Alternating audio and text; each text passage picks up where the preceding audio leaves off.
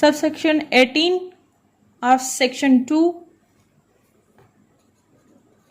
Section 2 चल रहा है, उसका सबसेक्शन 18 है जो कि बताता है रूल्स। रूल मीन्स रूल्स, उसूल and forms content in the first schedule are made under section 122 and 125। जो रूल है वो उसूल जो है उसकी माना है उसूल, और वो कंटेन करते हैं फॉर्म्स जो कि फर्स्ट शेड्यूल में बताए गए हैं उसूल, ठीक है, या फिर जो बनाए गए हैं under according to section 122 and 125, ठीक है। वो आगे हम पढ़ेंगे कि 122 एंड 125 सेक्शन क्या कहता है, ठीक है।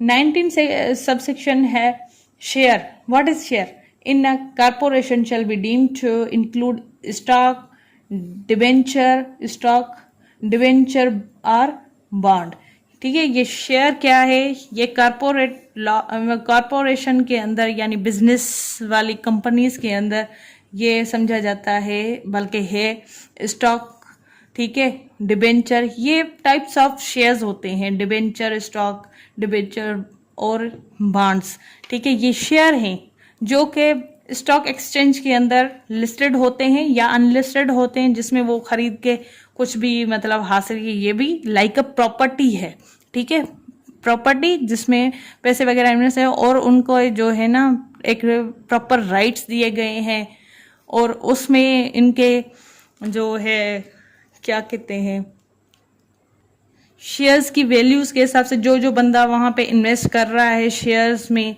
उनके मतलब एक बिजनेस वाला सिस्टम बन जाता है, ठीक है। ये भी एक बिजनेस का शेप है जो कि सिविल लॉ के अंदर ही आता है। Subsection 20 of section 2 signed save in the cases of judgment और डिक्री इंक्लूड स्टैम्प। जो साइन है उसमें ये भी बताया है कि कोई भी जजमेंट है या फिर डिक्री है, ठीक है, उसमें इंक्लूड होगा स्टैम्प भी, मोहर, ठीक है, वो भी साइन के साथ कहीं पे फिलहाल समथिंग उसके साथ उसकी मोहर भी होगी, ठीक है। जो बंदा उस वक्त किसी ओहदे के ऊपर अख्तियारात में होगा तो वो स्टैम्प भी लगाएगा, ठीक है। ये था सेक्शन 2 आज हमारा कवर हुआ। सेक्शन 3 कहता है सबऑर्डिनेशन ऑफ कोर्ट्स, यानी जो कोर्ट्स की मातहत कोर्ट्स हैं वो क्या, कौन कौन सी कोर्ट किसके मातहत है, ठीक है। इस सेक्शन का मतलब ही यही है। For the purposes of this code, इस कोड के पर्पज से the district court is subordinate to the higher court. जो डिस्ट्रिक्ट कोर्ट है वो सबऑर्डिनेट होगी यानी मातहत होगी हाई कोर्ट के।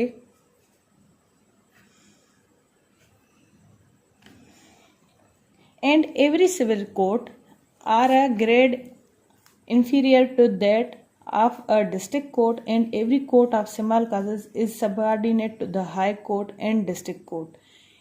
और जो हर सिविल कोर्ट है जो के कम दर्जे वाली यानी इंफीरियर होगी, सुपीरियर नहीं इंफीरियर होगी, इंफीरियर होंगी किनके, डिस्ट्रिक्ट कोर्ट के, या फिर हर उस कोर्ट के जो कि स्मॉल काजेज ऑफ कोर्ट्स हैं वो सारी जो हैं सबऑर्डिनेट होंगी, मातहत होंगी किसके, हाई कोर्ट के या फिर डिस्ट्रिक्ट कोर्ट के, ठीक है। ये कहता है सेक्शन 3 सबऑर्डिनेशन ऑफ कोर्ट्स। इसको समझने के लिए मैं एक डायग्राम बनाऊंगी, आप देख लेंगे।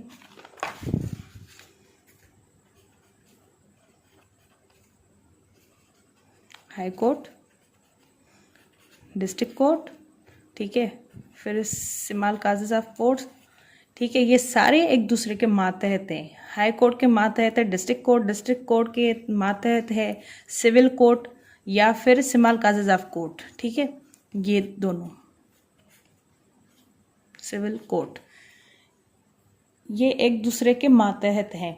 अब इनके ऊपर भी जो होगी वो होगी सुप्रीम कोर्ट, ठीक है। अगर कोई ऐसा केस है जो ज़्यादातर अपील में जाते जाते सुप्रीम कोर्ट तक भी जाता है तो फिर ये सारे मातहत होंगे सुप्रीम कोर्ट के। सुप्रीम कोर्ट से यानी बड़ी बड़ी कोर्ट कौन सी होगी, सुप्रीम कोर्ट, फिर high court, district court, civil side की बात कर रही हूँ, ठीक है।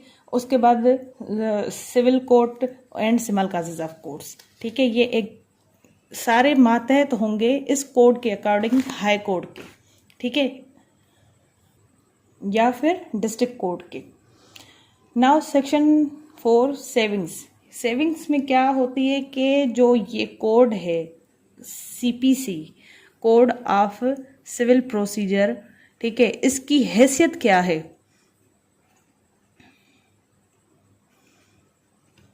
हैसियत क्या है? सेविंग्स का मतलब ये है कि इसकी हैसियत क्या है इस कानून की। सबसेक्शन 1 सेविंग्स में बताता है, subsection 1 in the absence of any specific provision, अगर कहीं पे कोई प्रोविजन एब्सेंट है यानी वो शामिल नहीं है, दिया हुआ नहीं है, यानी उसका मकसद ये है कि वो मिसिंग है, ठीक है, वो इस कोड में है ही नहीं, कहीं मिल ही नहीं रहा ऐसा कोई भी प्रोविजन। टू द कंट्ररी, जो कि कहीं पे मसला कोई ऐसा बनता है या फिर मसला ऐसा कोई क्रिएट हो जाए और उसका कोई ऐसा प्रोविजन अवेलेबल नहीं है इस कोड में। Nothing in this code shall be deemed to limit or otherwise affect any special or local law now in force or any special or local law force or any jurisdiction power conferred or any special form of procedure prescribed by or under any other law for time being in force। यानी कोई भी ऐसा मसला होता है तो कानून की यानी कोई ऐसी शिक जो एब्सेंट है उस वो कानून में मौजूद नहीं है, तो इस कोड के अंदर या इस कोड के जो अख्तियारात हैं उनको लिमिटेड वो कानून नहीं कर सकता जो कि उस टाइम इस चाहे वो स्पेशल लॉ हो या फिर लोकल लॉ हो जो कि उस टाइम फोर्स में हो या फिर किसी स्पेशल जुरिस्डिक्शन में वो पावर कन्फर्ड हो कि ये पावर भी यूज हो रही हैं, तो उसका इफेक्ट इस सीपीसी पे नहीं होगा। यानी कोड ऑफ सिविल प्रोसीजर पे कोई स्पेशल लॉ चल रहा है या फिर लोकल लॉ पहले से मौजूद है और इस कानून के अंदर कोई ऐसा स्पेसिफिक प्रोविजन नहीं है जो कि कंट्री टू द लॉ है, तो इस प्रोसीजर पे कोई असर नहीं होगा। इसकी अपनी हैसियत होगी, उसकी अपनी हैसियत होगी जो कि उस वक्त टाइम में जो है इन्फोर्स्ड है। सेक्शन 1 का मकसद ही यही है कि जो भी कानून पहले चल रहा है या फिर ये कानून अगर कोई एब्सेंस है तो ये कानून जो सीपीसी है वो उसकी हैसियत को ख़त्म नहीं करेगा, ये अपनी जगह पे बरकरार होगा। वो जो कानून चल रहा है वो अपनी जगह पे बरकरार होगा, यानी एक दूसरे को इफेक्ट नहीं करेंगे, या फिर ये सीपीसी जो है स्पेशली उसको इफेक्ट नहीं करेगा, वो भले चलता रहे, ठीक है। सबसेक्शन 2 कहता है to in particular and without prejudice to the generality of the proposition contained in subsection 1, यानी जो सबसेक्शन 1 में चीज़ें बताई गई हैं, ठीक है, और जो लिखी गई हैं उनमें ये बताता है कि nothing in this code shall be deemed to limit or otherwise affect any remedy which a landholder or landlord may have under any law for the time being in force for recovery of rent of agricultural land from produce of such land। यानी जो मकसद इसका यही है कि ये code जो है ना उसको जो लैंड के मामलात वाले लॉज हैं उनको भी लिमिट नहीं करेगा, यानी ऐसे लॉज जिनमें रेमेडी दी गई है उनको उन बंदों को जो कि लैंड होल्डर हैं जिनके पास ज़मीन किसी दूसरे की है या फिर लैंड लॉर्ड जो ज़मींदार है उसकी, तो अगर उस टाइम कोई भी लॉ एंड फोर्स है, ठीक है, वो चल रहा है और उसमें उनको रेमेडी मिल रही है कि लैंड लॉर्ड को या फिर टेनेंट को जिसमें वो अपनी रेंट रिकवरी कर सकता है उस लैंड के ऊपर, तो ऐसे किसी भी लॉ को जो लैंड से रिलेटेड हैं ये सबसेक्शन 1 जो के तहत कोई भी चीज़ सीपीसी के अंदर उनको रिस्ट्रिक्ट नहीं करेगी, यानी उनके ऊपर इफेक्ट नहीं डालेगी। ठीक है, यानी उनकी अपनी हैसियत होगी, इसकी अपनी हैसियत होगी। लाइकवाइज जैसे सबसेक्शन 1 में कहा गया वैसे ही सबसेक्शन 2 में कहा गया, बट यहाँ पे स्पेसिफिक प्रोविजन दिया गया है लैंड केसेस के अकॉर्डिंग, यानी जो लैंड रेवेन्यू है वो खुद एक इनका है, उसमें सारे उनके रूल्स वगैरह बताए गए हैं, तो उन हिसाब से डील करता है। लेकिन अगर कोई वहाँ पे एब्सेंस होती है तो वो सीपीसी से लेके यूज़ करते हैं, तो उनकी अपनी हैसियत है, इनकी अपनी हैसियत है, तो ये सीपीसी उनको लिमिटेड नहीं करेगा, उनकी अपनी हैसियत बरकरार होगी। ये था सेक्शन 4। सीपीसी कहता है application of the code of revenue codes, यानी जो इस सीपीसी का जो एप्लीकेशन है अप्लाई होना वो रेवेन्यू कोड्स पे कहाँ कहाँ पे होगा और कैसे होगा, किन किन चीज़ों में होगा, इस सेक्शन में ये बताता है। Subsection 1, any revenue codes are governed by the provision of this code in those matter of procedure upon which any special enactment applicable to them is silent. Provincial government may notification in official gazetted declare that any portion of those provisions which are not expressly made by applicable by this code shall not apply to those code or shall only apply to them with such modification as provincial government may prescribe। अब इसका मतलब ये है कि जो apply है, application means apply है इस कोड का, सीपीसी का रेवेन्यू कोड्स, कौन सी कोड, जो एग्रीकल्चर से रिलेटेड मामलात वगैरह देखती हैं, रेवेन्यू कोड, उसमें उनके टैक्सेस वगैरह होते हैं, सब्सिडीज, सारा कुछ जो भी मतलब किसी का लैंड से रिलेटेड कोई भी मैटर हो, लैंड भी कौन सी, एग्रीकल्चर वाली, ठीक है, उनमें कोई भी ऐसा मसला हो जाए तो उनमें ये रेवेन्यू कोड्स वगैरह ये देखती हैं चीज़ें। तो कोई भी ऐसी रेवेन्यू कोड जो कि गवर्न है, यानी रूल को फॉलो कर रही है, कौन से रूल को, कोड ऑफ सिविल प्रोसीजर के किसी प्रोविजन को, ठीक है, उन मैटर्स में जहाँ पे जो स्पेशल इनेक्टमेंट हुई है प्रोविंशियल गवर्नमेंट की, बट वो साइलेंट है, ठीक है, यानी कोई चीज़ इस रेवेन्यू कोड में, रेवेन्यू कोड्स के हिसाब से साइलेंट है उस रेवेन्यू वाले प्रोसीजर में, तो इस कोड से वो चीज़ें लेके वो यहाँ पे यूज़ करेंगे रेवेन्यू मैटर कोड्स के अंदर। बट इनमें प्रोविंशियल गवर्नमेंट जो है इनकी ऑफिशियल गजेटेड में नोटिफिकेशन जारी करेगी, डिक्लेयर करेगी कि यहाँ से कितना हिस्सा, पोर्शन, जो एक बुक है उसका कहाँ, कौन सा पोर्शन कहाँ तक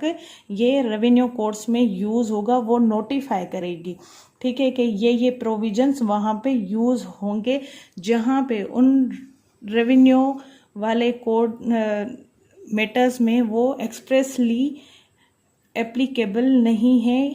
यहाँ जो दिस कोड है ये सीपीसी वाला,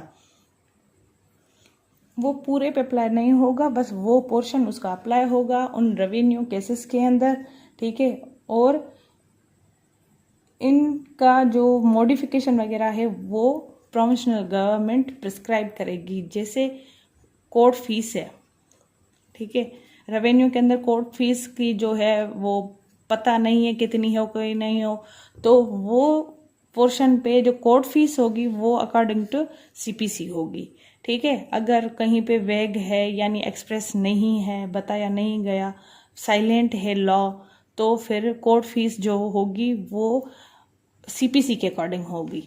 ये एक मिसाल थी इसकी, ठीक है। सबसेक्शन 2 इसका कहता है रेवेन्यू कोड्स इन सबसेक्शन 1।